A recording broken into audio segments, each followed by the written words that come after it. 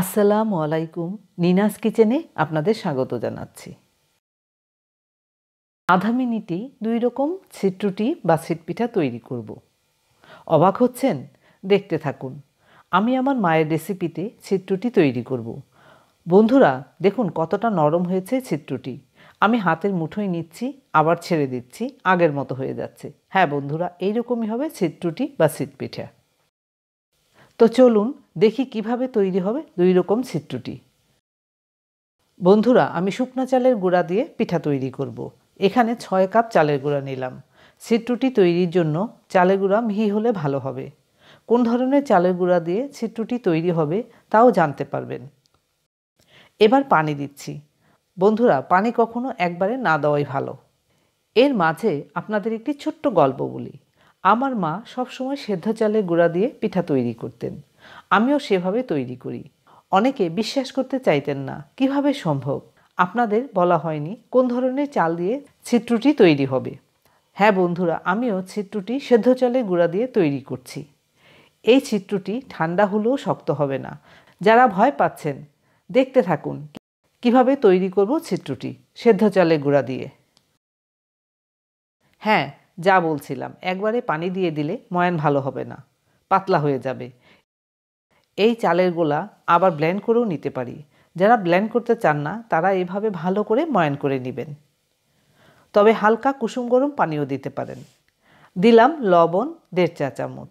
আমি ব্লেন্ড করব। যেহেতু শুকনো চালের গুঁড়া ভিজিয়ে রাখতে পারলে ভালো হতো। আজ আমার হাতে সময় নেই, তাই আমি ভিজিয়ে রাখবো না। ব্লেন্ড করার পর এইরকম হবে, তবে এতটা ঘন হবে না, আরও পাতলা করতে হবে। আবারও পানি দিয়ে গুলিয়ে নিলাম, পাতলা তো হলো। এবার দেখার বিষয় হলো ছিটরুটি তৈরির মতো চালের গোলা প্রস্তুত কিনা। আমি দেখিয়ে দিচ্ছি আপনাদের। এভাবে পড়বে হাত থেকে, আর হাতে পাতলা আবরণ লেগে থাকবে, গাঢ় দেখাবে না।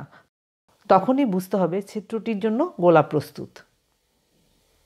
২ রকম পিঠা হবে বলেছি, তা কিভাবে হবে দেখিয়ে দিচ্ছি। লবণ দিয়ে যে ছিদ্রটি তৈরি হবে তা তো দেখিয়ে দিলাম। এবার দেখাচ্ছি মশলা দিয়ে।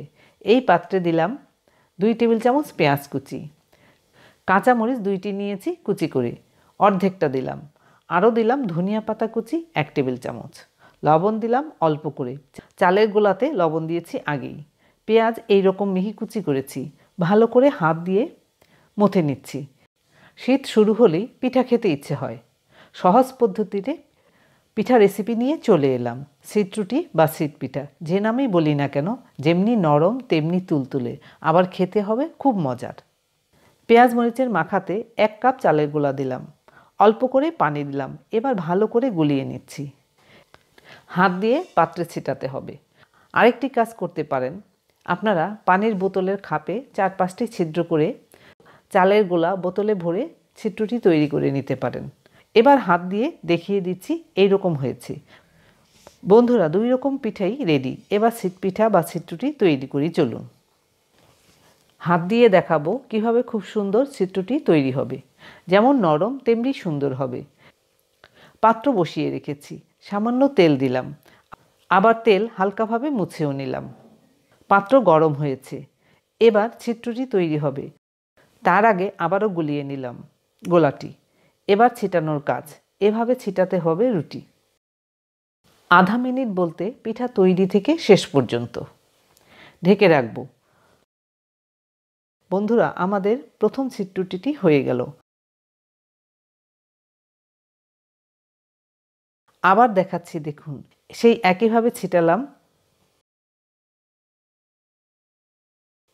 ঢেকেও দিলাম এবং হয়েও গেল, উঠিয়েও নিলাম। এবার তৈরি হবে পেঁয়াজ মরিচের পিঠা। সেই একই রকম করে হাত দিয়ে ছিটিয়ে দিচ্ছি। সেই আধা মিনিটই হয়ে গেল।